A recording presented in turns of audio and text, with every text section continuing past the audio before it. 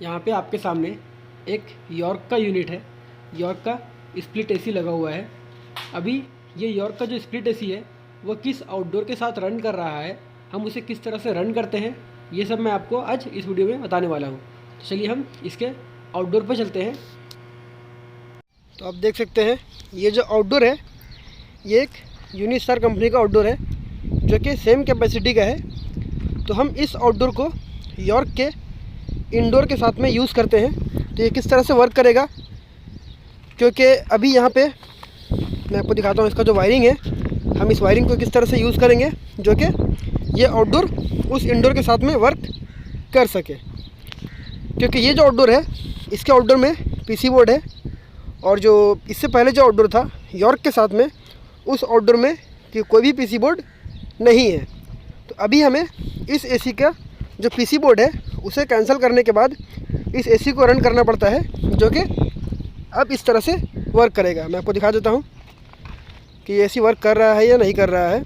अभी ये ऑटो में ऑफ हुआ है, अभी ये आउटडोर स्टार्ट होगा। इससे पहले जो मैंने वीडियो बनाया था उसमें प्रॉब्लम ये था यूनिस्टार के ही एसी में कि जो हमारा मेन पावर सप्लाई है, यहाँ पे जो ये डिस्कनेक्ट स्विच है, यहाँ से जो मेन पावर सप्लाई आ रहा है, ये मेन पावर सप्लाई हमारा इंडोर में था और आउटडोर में हमें सिर्फ 3 वायर मिल रहा था, जो कि पहले एसी में इंडोर से लेकर आउटडोर पे आता था। अभी यहाँ पे हमें पावर सप्लाई सही मिल रहा है, पर प्रॉब्लम ये है कि जो इंडोर है वो यॉर्क का है और जो आउटडोर है वो यूनिस्टार का है। तो ये किस तरह से वर्क करेगा मैं भी आपको दिखा देता हूँ। देखिए अभी ये आउटडोर स्टार्ट हो गया। अब मैं इसे ऑफ़ करता हूँ। कभी भी इसके वायरिंग पे हाथ डालने से पहले आप एसी को ऑफ़ कर दें। तो मैं डिस्कनेक्ट स्विच से ऑफ़ कर देता हूँ। अब मैं इसकी वायरिंग को मैं आपको दिखाता हूँ कि इसकी वायरिंग हम किस तरह से करेंगे तो ये एसी वर्क कर सकता है। तो इससे पहले जो मैंने यूनिस्टार में वीडियो बनाया था उसमें प्रॉब्लम हमारे साथ ये था कि हमारे पास वायर कम था, तो हम उसकी वायरिंग को चेंज कर रहे थे, पर जो पीसी बोर्ड है वो पीसी बोर्ड कनेक्टेड था, एसी से सेपरेट हमने उसको नहीं किया था, वो पीसी बोर्ड के साथ में ही रन कर रहा था। पर यहाँ पे जो इंडोर लगा हुआ है यॉर्क का, उसके आउटडोर पे कोई भी पीसी बोर्ड नहीं है, इसलिए यहाँ पे पीसी बोर्ड होने की वजह से ये जो आउटडोर है सेम कनेक्शन होने के बाद भी ये आउटडोर रन नहीं कर रहा था। तो हम इसकी वायरिंग पे थोड़ा सा चेंजेस करेंगे जिससे कि ये एसी रन करना शुरू कर देता है। तो सबसे पहले हम पीसी बोर्ड को कैंसिल करेंगे। यहाँ पे जो ये पीसी बोर्ड है, ये पीसी बोर्ड का पूरा कंप्लीट वायर है जो कि इस जगह पे है। ये हमने इस पीसी बोर्ड को कम्प्लीटली कैंसिल कर दिया। अब ये पीसी बोर्ड देखें, यहाँ पे जो पीसी बोर्ड है ये भी पीसी बोर्ड कंप्लीट कैंसिल है। ये ट्रांसफार्मर का वायर है, एक इन और एक आउट, ठीक है। ये वायर हो गया और एक ये वायर हो गया जो कि 220 से 24 वोल्ट सप्लाई करता है पीसी बोर्ड को रन करने के लिए। तो अभी यहाँ पे ये जो पीसी बोर्ड है, ये पीसी बोर्ड भी इस जगह से कैंसिल कर दिया गया है।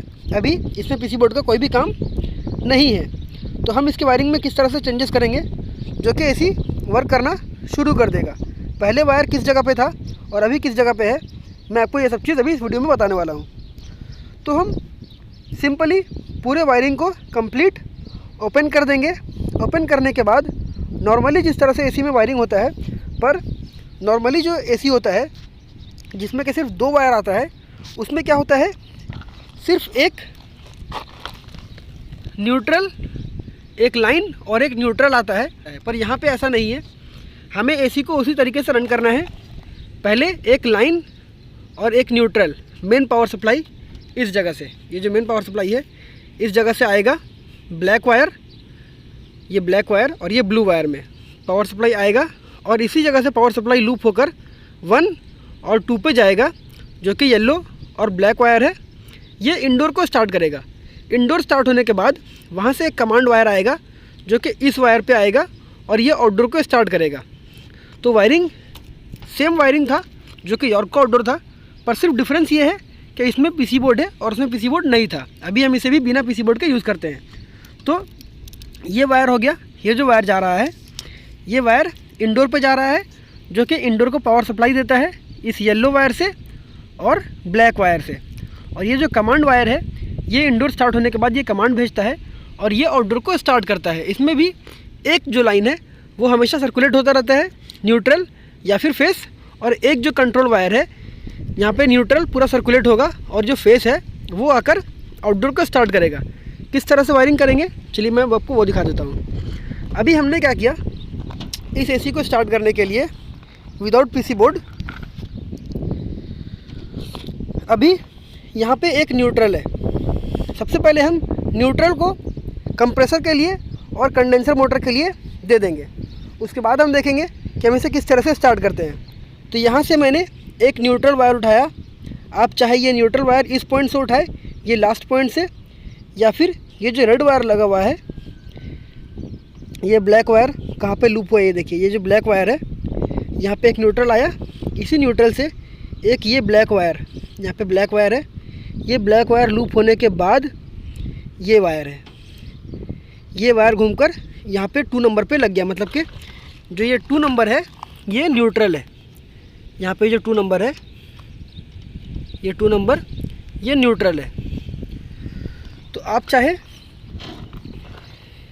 इस पॉइंट से न्यूट्रल ले ले या फिर नंबर 2 से न्यूट्रल ले ले, वो सेम चीज़ है। तो हमने यहाँ से एक न्यूट्रल लिया, न्यूट्रल लेने के बाद हम डायरेक्ट ये न्यूट्रल इस कैपेसिटर पे दे देंगे। ये कैपेसिटर पे न्यूट्रल आ गया।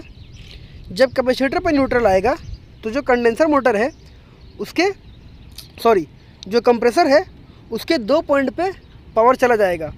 एक जो न्यूट्रल के साथ में, यहाँ पे न्यूट्रल के साथ में जो ब्लू वायर कनेक्टेड है, ये ब्लू वायर से होते हुए इसके ये जो ब्लैक वायर पे ये न्यूट्रल आएगा। ये न्यूट्रल आने के बाद कैपेसिटर पे जैसे ही कनेक्ट होगा, इसी कैपेसिटर पे कनेक्टेड है ये ब्लू वायर जो कि कंप्रेसर का रनिंग पॉइंट है, और ये जो वाइट वायर है ये कंप्रेसर का स्टार्टिंग पॉइंट है। तो अभी हमारे स्टार्टिंग पॉइंट पे और रनिंग पॉइंट पे न्यूट्रल मिल गया। अब हमें सिर्फ चाहिए एक फेस, जो कि हम इस जगह पे नहीं देंगे, वो फेस हमारा जाएगा कंप्रेसर के कॉमन पॉइंट पे। अब जो कंप्रेसर का कॉमन वायर है, यहाँ पे देखिए ये ब्लू वायर, वाइट वायर, ये दोनों कनेक्टेड हो गया। अब बचता है ये रेड वायर कंप्रेसर का है। अब ये जो कंप्रेसर का वायर है ये हम उसी तरीके से कॉन्टेक्टर पे ही छोड़ देंगे। ये कॉन्टेक्टर के आउट साइड पे लगा हुआ है, मतलब कि जहाँ से पावर आउट हो रहा है ये यहाँ पे लगा रहेगा। और जब यहाँ पे कंप्रेसर का आउट वाला वायर लग गया, कंप्रेसर का कॉमन वायर, तो हम उसके ठीक अपोजिट साइड पे एक पावर सप्लाई इन करेंगे। तो यहाँ पे ये पावर सप्लाई जो होगा ये होगा फेस, ये न्यूट्रल नहीं होगा, क्योंकि न्यूट्रल हमने कैपेसिटर पे दे दिया। तो ये होगा फेस। अभी आप देख सकते हैं कि इसके इन साइड पे एक वायर लग गया जो कि एक फेस पावर सप्लाई है। ये फेस का वायर आप देखें कहाँ से आया है, ये फेस वायर इस जगह से आया, इसके अंदर से होते हुए ये जो वायर है ये रेड वायर, देखिए ये रेड वायर आया और ये आकर इस फेस पे लग गया। देखिए, देख सकते हैं यहाँ से वायर आने के बाद ये वायर जैसे जाते हुए ये फेस पॉइंट पे पीछे में लग गया, लाइन पे। देख सकते हैं यहाँ पे लाइन का पॉइंट है, ये लाइन पॉइंट पे लग गया, ये लाइन पॉइंट पे। अब यहाँ से एक फेस, ये फेस चला गया कॉन्डक्टर पे। अभी ये कॉन्डक्टर ऑफ है, ये जब तक क्लोज नहीं होगा तब तक ये फेस पावर सप्लाई जो है, ये फेस पावर सप्लाई ये आगे पावर सप्लाई कंप्रेसर के कॉमन पॉइंट पे नहीं देगा, जिससे कि कंप्रेसर स्टार्ट नहीं होगा।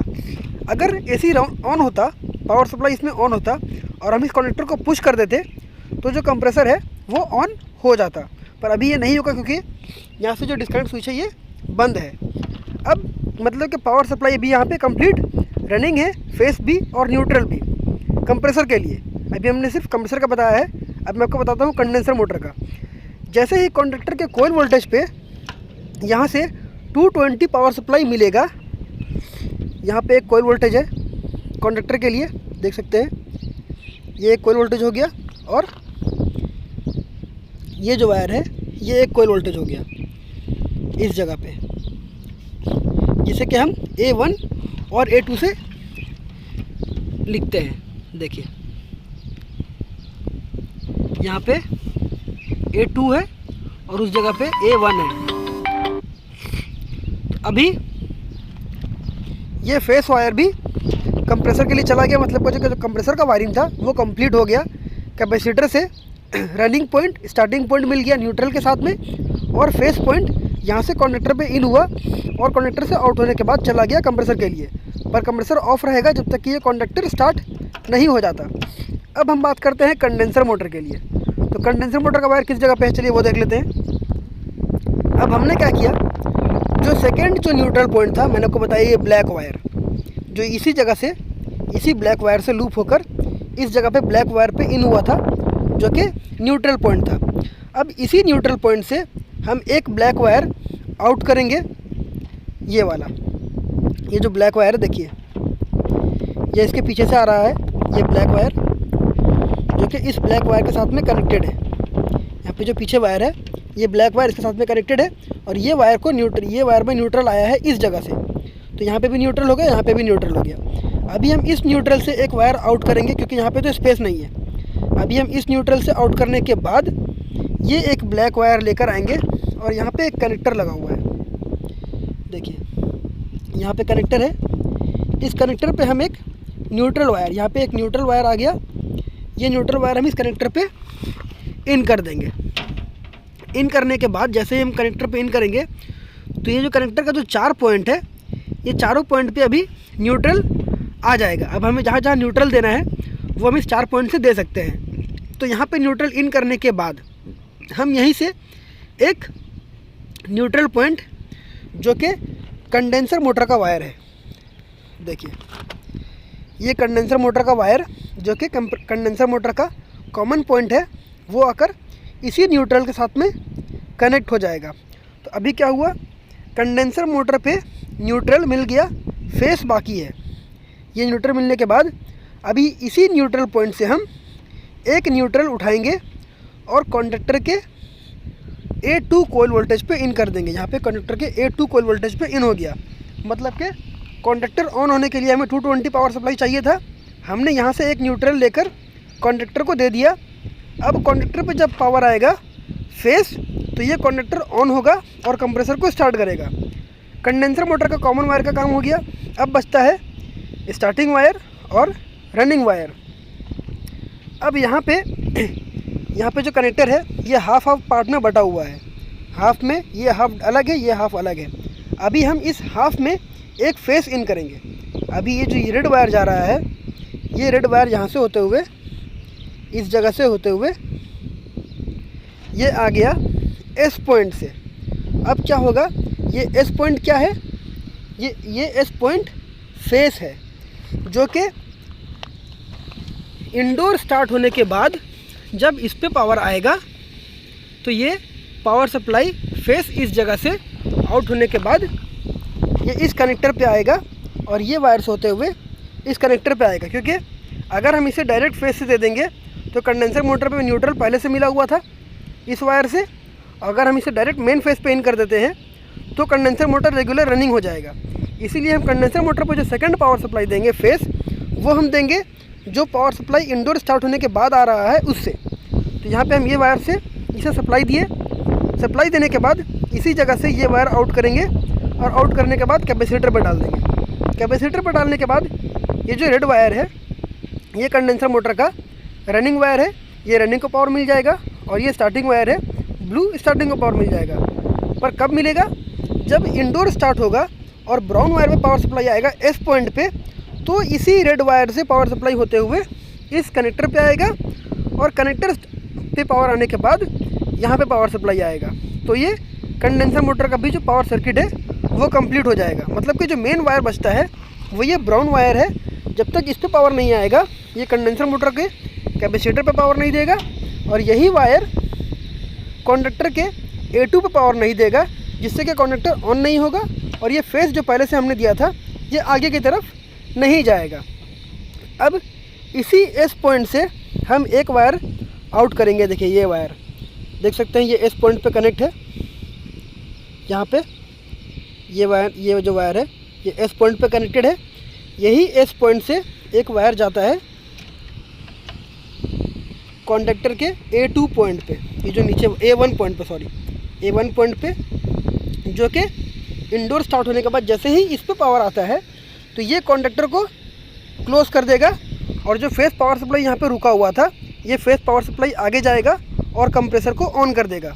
वही फेस सप्लाई से इस कैपेसिटर पे पावर आएगा और ये कंडेंसर मोटर को ऑन कर देगा। तो इस तरह से जो बिना पीसी बोर्ड के हम इस आउटडोर को रन कर सकते हैं। तो उम्मीद करता हूँ आपको वीडियो अच्छी लगी होगी। अगर वीडियो अच्छी लगी हो तो वीडियो को लाइक करें, चैनल को सब्सक्राइब करें और बेल आइकन को ज़रूर प्रेस करें। अगर आपको वीडियो को समझने में कोई भी कन्फ्यूजन हो तो मुझसे ज़रूर डिस्कस करें, मैं आपको इसकी ड्राइंग बनाकर भी वीडियो समझा दूँगा। Thank you.